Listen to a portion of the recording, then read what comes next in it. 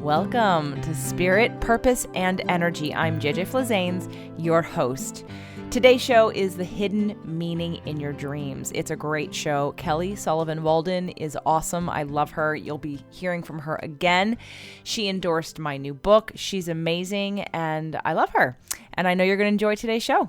Today's show, The Hidden Meaning in Your Dreams. I'm very excited about our guest today. We have with us Kelly Sullivan Walden. Best-selling author and dream therapist, Kelly Sullivan Walden is on a mission to awaken the world to the power of dreams. She is the author of 8 books, including I Had the Strangest Dream, It's All in Your Dreams, Dream Oracle Cards, and the upcoming Chicken Soup for the Soul, Dreams and Premonitions, which I believe is out now.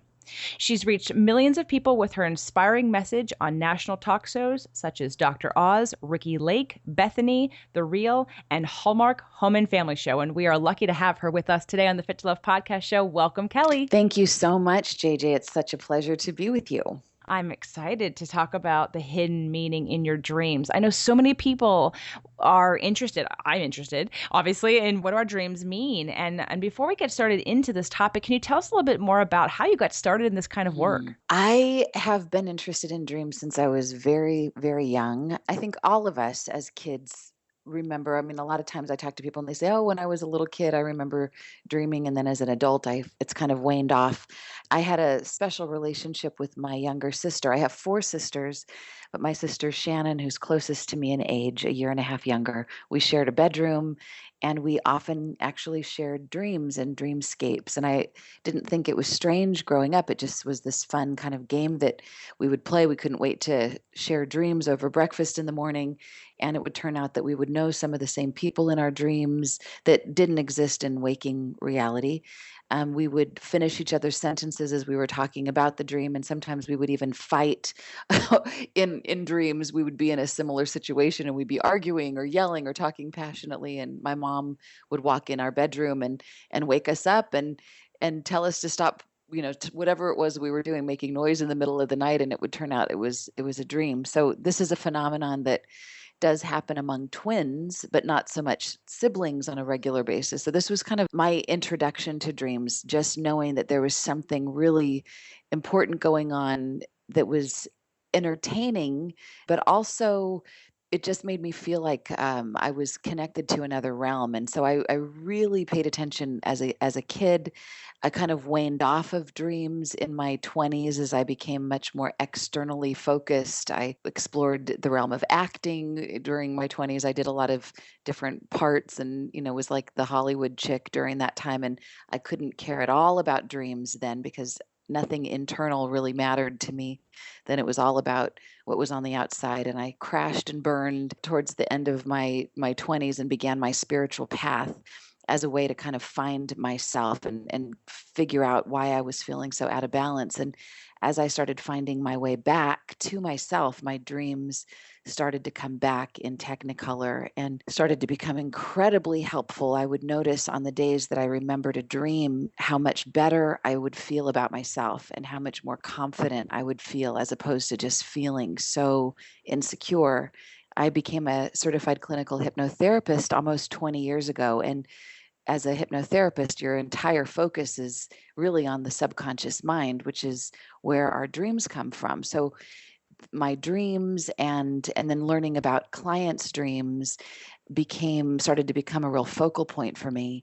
I was asked to write the book, and people started to like my interpretation of dreams. Clients and word got out that I had a really positive view on dreams, especially scary dreams. So that's kind of become my niche, being able to shed light and a positive way of looking at dreams that most people don't want to look at because they're too yucky or too scary, or they couldn't possibly figure out how to make it into something positive. Well, that's my thing. That's like my shtick. I'm really, really good at that. So I got the attention of a publisher who asked if I would write the Dreamer's Dictionary for the 21st century. It was Warner Books. It was my first book deal. It was huge for me. And then in writing that book and then subsequently promoting that book, I started to kind of go back at media, but this time as myself. Instead of being an actress that was playing somebody else, I was playing the role of myself and getting to talk about matters of the heart and soul and spirit And I feel like it's brought together all parts of my personality and my psyche and my spirit. And now that's basically what I do 24/7, 365. It's dreams, it's dream therapy, it's helping people to get excited about their dreams and learn from the wisdom of their own dreams that could tremendously help them enhance every single aspect of their life, to from their fitness to their relationships to their spiritual life, even saving their life in some cases. So, as a clinical hypnotherapist, I have to ask, did you study dreams? Did anybody, was that part of the curriculum? I understand the subconscious is, of course, but did anybody specifically focus on dreams? Yeah, thank God. This I went to a school called the Hypnosis Motivation Institute. It's a very well-renowned school for hypnotherapy in Los Angeles, and they did a whole module on dreams and dream interpretation and how to work with clients and their dreams, and that was incredibly fascinating. So that was the first time that I started to look at dreams beyond just being something that I personally did for myself. I started to see how they could help other people and how they did help other people and how to work with them. And then I started studying. I had always been a fan of Carl Jung. And for anyone who doesn't know who he is, the late great father of psychotherapy. He came after Freud, and he brought in a much more spiritual, balanced perspective on dreams and a much more mystical point of view about dreams and the subconscious and the psyche. I started to study him again, and then I began to do my own deeper exploration of dreams with my own self study. And then I started to find people like Robert Moss, for example. Some people that are really into dreams know who he is. He's written a number of books on dreams, and he started to kind of informally mentor me. And found some shaman that I started working with and working on the level of dreams. And so I just kind of found my own very bizarre path that started with me learning about hypnotherapy and dreams from a hypnotherapy perspective. But then I kind of took off like a rocket in my own bizarre way. And I'm sure that's exactly, obviously, you're in the exact right place that you need to be utilizing all the skill sets and specialties that you innately have being born onto this planet at this time, right? I just had never heard of in hypnotherapy, because I know a lot of hypnotherapists. I've never heard them talk about dreams. So I think it's really fascinating to now know that some schools do sort of touch upon it, just like in a lot of medical physicians training, they get like a semester or a class in nutrition, but they don't get to be experts in nutrition. Right. And so any study past that, if you become more of an expert, there's a lot more education and exploration and that you do as a physician to learn more, because you're touching on it. So I just was curious about the hypnotherapy. Yeah. Now, I have to ask, is there a meaning for people that don't remember their dreams or are not aware of them when they wake up? It just means if you're not somebody who remembers your dreams regularly, that means that you're very normal. It means that you're kind of like the average person. That it's not easy to remember dreams. Most people don't. If they wake up like the average American person does, or the average person in the Western world usually wakes up to an alarm that jars you out of your sleep and jars you out of your dream and jumpstarts you on your busy day. And the brain waves that we're in when we're dreaming are very different than the frequency of our brain when we're in our active waking life. So it's as if it never happened. So that's the typical response. I liken it to a shipboard romance. Like if you've ever been on vacation in some tropical island or on a cruise and you meet somebody and it's like, oh, this is the man of my dreams, or I'm going to marry this person. And then you come back to dry land, to your real world, and you're like, what was I thinking? This would never work. This is ridiculous. So it's kind of like that. When you're in your dreaming state, the reality seems so real, so vivid. But then when you come into your normal way of being and thinking, you either forget it existed or it just doesn't make any sense and you just kind of blow it off. So the average person does dream 6 to 9 dreams every single night, and that's been clinically proven. But most people, unless they go out of their way to remember a dream, will not remember their dreams. Sometimes they'll get a freebie. Almost everybody I've talked to will remember at least one dream or a couple of dreams that just were so vivid that they hunted them down. They didn't have to work at all to get the dream. But most of the time, most of our dreams, we have to make a little effort, kind of like with working out. Some people naturally just have these great muscular bodies and they don't have to do much, but most people have to do a little something something to meet it halfway. Absolutely. So, if the average person is dreaming 6 to 9 dreams a night and not remembering it, the next question is, can they, like you said, they have to work at it. How would somebody work at trying to remember their dreams? So the first thing is hopefully by listening to this, people go, "Wow, I want to remember my dreams. I want to see if my dreams can be benefiting my life in some way. What if it could give me a quantum leap in my career and my wealth and my health and whatever it is I'm doing?" So the first thing is to recognize that it's something that you want to do. So that's just simply a mental intention. And then to put that intention into motion, you set up your sleep station, your dream zone, so to speak, in an appropriate way. So if you're somebody who journals, make sure that you've got your journal and a pen right next to your bed so it's really easy to reach for immediately in the morning. Or if you're like me, I like to use a dream app on my phone. I use an app called Dreams Cloud, and I press a button and I record my voice telling the dream, and it transcribes the dream and saves it for me. So that's a free app that you can use. And I have my phone that's near the bed, not close to my head, but near. Or if you're somebody that likes to draw, make sure you have a sketch pad that's right there so that the very first thing you can do upon awakening is focus on your dream.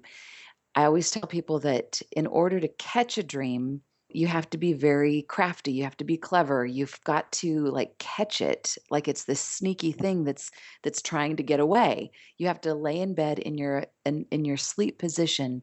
When you're aware that you're becoming awake, just don't move a muscle. Stay in that sleep position if you can at all help it. And before you move a muscle, review, rewind, replay the dream that you were just having at least 3 times, and then go ahead and move a muscle and move over and then record that dream. If you don't record it within a couple of minutes upon awakening, the dream will more than likely be gone. It'll disappear. So you've got to really set that strong intention. If you get up in the middle of the night, that's a great time to record a dream. Often you get up because you've just completed a dream cycle and the dream's really fresh. If you can write it down, then that's a really good way to do it. If you're somebody who wakes up to an alarm and that alarm jars you out of your dreaming, a trick that you can do, a friend of mine taught me this, and I think it's brilliant when on the days that I have to get up to an alarm, I set my alarm a half an hour before I actually have to wake up. So the alarm wakes me up and it usually does jar me, but then I'll snooze the alarm. And in that moment that I'm snoozing, I'm aware that the alarm's going to be going off soon, but I go back into dreaming, but with the awareness that I really want to pay attention to whatever dream is here. So it's kind of like it's if you're fishing, it's like all of a sudden the fish are closer to the surface. You can kind of see them from the boat, so you can reach over and grab them a little bit more easily during that in between snooze period. Okay, those are great. Now, Kelly, I have to ask because we've done so many shows in season one that had to do with energetic components, emotional components, psychological. Let's talk about electromagnetic frequencies. Do those impede our ability to dream or remember our dreams? Oh, I'm sure they do. This isn't my area of expertise, but I know that there's something that happens. I was just being interviewed by Lynn Andrews, who is the author of the Medicine Woman series, and she was just in Peru, sleeping out on the ground, and she was talking about how much easier it is to dream vividly when there isn't all that interference. So I think it just stands to reason that the closer we are to nature, the less interference we have, the more powerful our dreams will be, the less hard they have to work to get our attention. It doesn't mean that we're not dreaming. I mean, people dream inside laboratories with probes on their head, and with completely wired up, and they do dream experiments. So it's possible to dream, and it's possible to dream big and good in spite of the EMFs.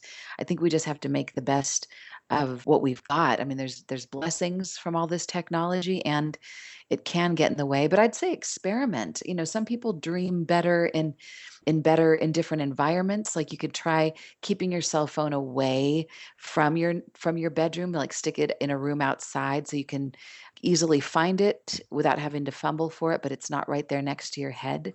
Unplug devices that might be plugged in right near where you're sleeping.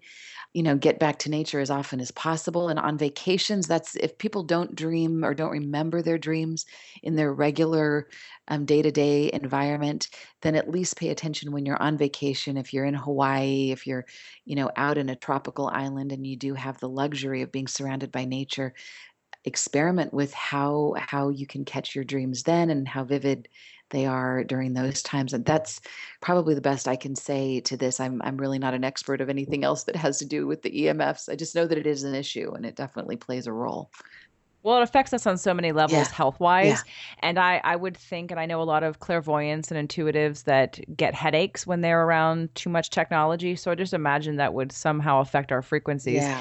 And like you said, if somebody, I'm just trying to give people ideas if there's someone listening to the show and they go, boy, I don't dream, but I'd like to know, or I don't think I dream because I don't remember them, but I'd like to Yeah. try. Maybe this is another thing they can try. Right. And I think it's not, that there's a whole kind of funny thing that says that we sleep in order to dream. So we're dreaming no matter what. People dream in a war zone. People dream no matter where they're at. The only time people don't remember, I mean, that really clinically are not dreaming is if they've been so subdued with medication that their brain waves are operating so low that they really are not having they're not dreaming in the normal way. But the average person that is at all sane is dreaming. There was a study that was done years and years ago about where they deprived people of their REM state. That's the rapid eye movement state when we do very vivid dreaming. And every time the rapid eye movement cycle would happen, and it cycles between 3 to 6 times a night, depending on how many hours you sleep, they would wake up the participants in this dream study just as they were starting to have those vivid dreams. So they never got to have their real, true, yummy, juicy dreaming. And within 3 to 5 days, most of the participants started to show psychotic tendencies. They started hallucinating. They started to be quick to anger. They started to become kind of crazy. So if you're listening to this and you're a relatively sane person, and then you are probably dreaming every night, 3 to 6 times a night. So, regardless of the EMF that's around you. Good. Okay. Well, and obviously this today's show is the hidden meaning in your dreams. And I know we've spent most of our time talking just about the idea of dreaming. Mhm. And so obviously we're going to have you back Yeah. to talk more about dreams. This topic is so interesting and there's so much to it. Obviously, I see that you've already written 4 or 5 books. So I mean, the content is endless when we're talking about dreams, but we do need to take a break to thank our sponsors. But I do want to ask for when we come back, the hidden meaning in your dreams. I know that there are some, you can go on websites and see sort of a translation of like when people like lose your teeth, when your teeth fall out, or when when you're falling. Like I know there's a couple or maybe more than a couple dreams that we all have or that people have that we think indicate, let's say such and such, whatever. Yeah. So if you could think of maybe 3 or 5 of those sort of very Sure. common dreams and what they mean, we can at least get the conversation started for anyone who's like, okay, when are you going to tell me what my dream means? Right. Well, obviously, that's topic. We're going to continue talking about this. So, so think about that and we'll be right back. Do you struggle with weight loss and body image? Are you turned off by most of the fitness industry because of the external focus on how you look? Me too. My latest book, The Invisible Fitness Formula, 5 Secrets to Release Weight and End Body Shame, is about connecting mind, body, and soul. Imagine discovering a proven formula for total wellness so you can finally release the weight and experience true happiness and deep fulfillment without starving or depriving yourself or working out 7 days a week. You can stick to a program and get results and enjoy it without calorie counting, logging your exercise, and falling off the wagon, and I can show you how. The Invisible Fitness Formula, 5 Secrets to Release Weight and End Body Shame, will address every single part of your body, mind, and soul. There's been something missing in the programs you've done in the past, and there still is something that's been sabotaging your efforts. Heal it, transform it, and release it. InvisibleFitness.com. Okay, Kelly. So, what do you think? Like the top 3 or 5 Yeah. most common dreams and their meanings? Go. Okay. All right. So the most commonly remembered dream is being chased. And my interpretation of this is that we are running from aspects of ourselves. Everyone in the dream is you. So if you're being chased by someone, consider that it's an aspect of yourself, perhaps a shadow aspect that you've denied, that you don't like, that you don't want to admit that you could possibly have within you. It's an aspect of yourself that is hunting you down so that you will eventually turn and embrace it as a part of the whole being that is you. And it's usually a blessing in disguise if you can do that. So chasing dreams. Usually you're avoiding something, it's an aspect of your power that you're resisting. Another common dream, and this has just popped up, I just put the X factor. Often we'll dream about an ex lover, an ex boyfriend, an ex girlfriend, an ex wife. And from my perspective, there's the saying that anybody that you've loved on a parallel plane, that love continues on. The relationship continues perhaps on a parallel plane, even if you're not talking to that person. So our dreams help us to finish our unfinished business. If you don't like the way the relationship ended or the way you felt or something was unsatisfying, you'll tend to dream about an ex until you get satisfied, until you complete that cycle or scratch that itch or end up empowered where you were left disempowered. So, an ex dream doesn't mean that you necessarily are still in love with that person. It just simply means that there's unfinished business that your dreams are helping you to resolve. And you brought up the teeth falling out dream. This is very common. There's so many different perspectives on this. My perspective is that anything that's related to the mouth has to do with communication. And this can be internal or external communication. So, teeth falling out means that there's something wrong in the communication. Maybe you've been biting back your feelings and you haven't been really expressing yourself in the way that's most empowering. Or maybe you've been like loose lips sink ships.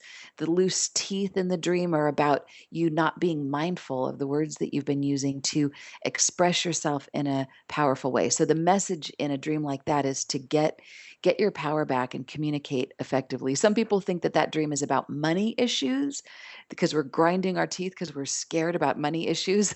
And there's a whole other conversation that we could have about that and teeth falling out dreams. But I believe that really ties into communication issues. So those are kind of the top 3 on my mind today. It's so interesting you said the X factor because I actually had that dream years ago between, let's say, boyfriend number 1 and boyfriend number 2 and boyfriend number 1. Like I kept thinking like I'd have dreams Uh-huh. and then I had a dream where I literally they were both in the dream and I was leaving the one and choosing the other. And it was so clear to me that that's what that was about. It was like the almost the energetic completion Uh-huh. of I'm now done with you. Like I'm now releasing you. I've now choosing the second person, even though I've already chosen the second person.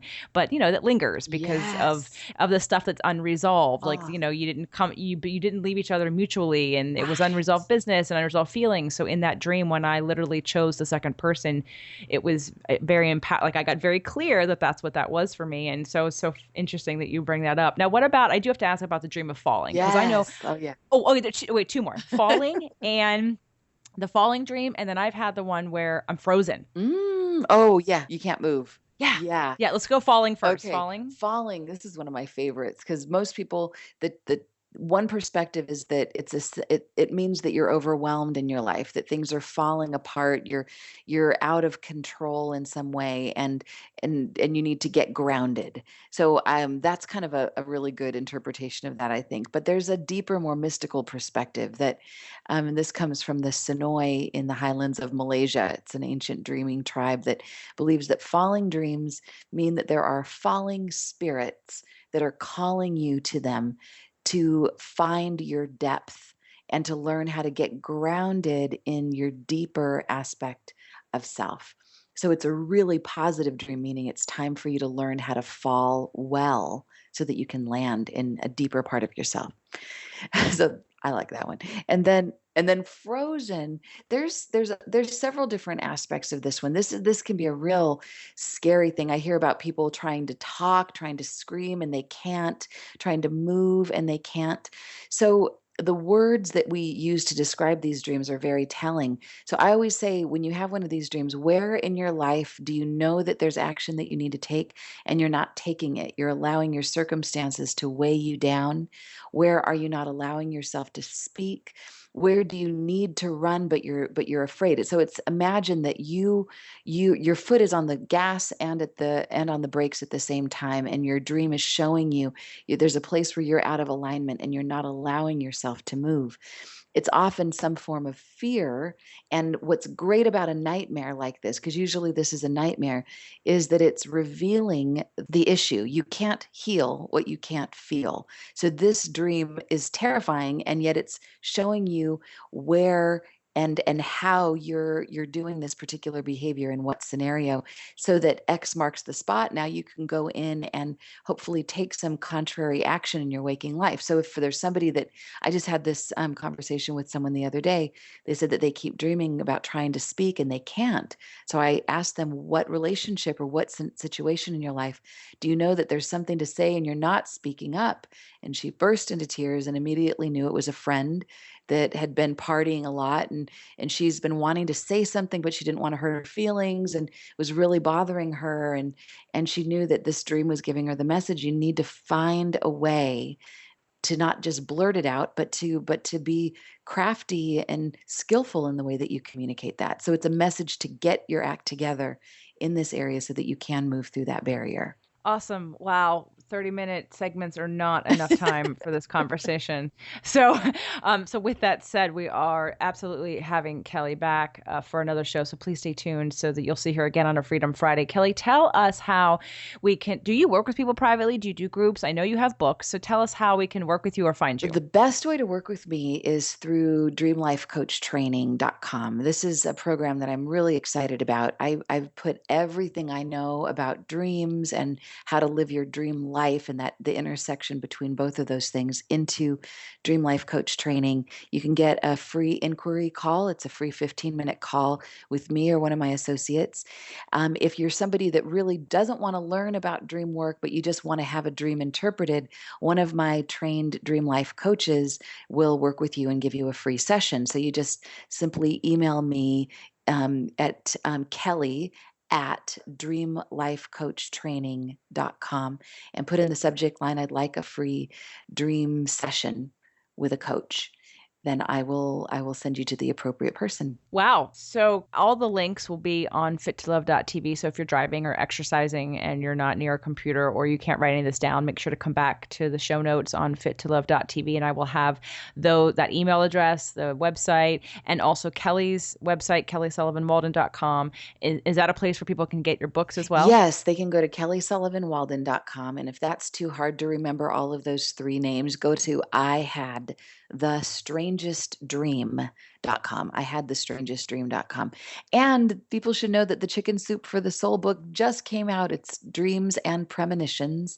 And there's 101 stories to inspire you about incredible dreams and premonitions and how you can remember yours and have those experiences yourself. Kelly, thank you. I'm so excited to have you back for another episode. And today has just been the tip of the iceberg. This is so interesting. And I hope everybody checks out Kelly's books and the Dream Life Coaching Training. And I had thestrangestdream.com, because I'm sure everybody out there has some kind of dream or nightmare, because we didn't even talk about nightmares yet. And I want to know more about nightmares. So stay tuned. We're going to have Kelly back. Thank you so much, Kelly, for today. You are so welcome. Such a pleasure, JJ. Thanks for having me.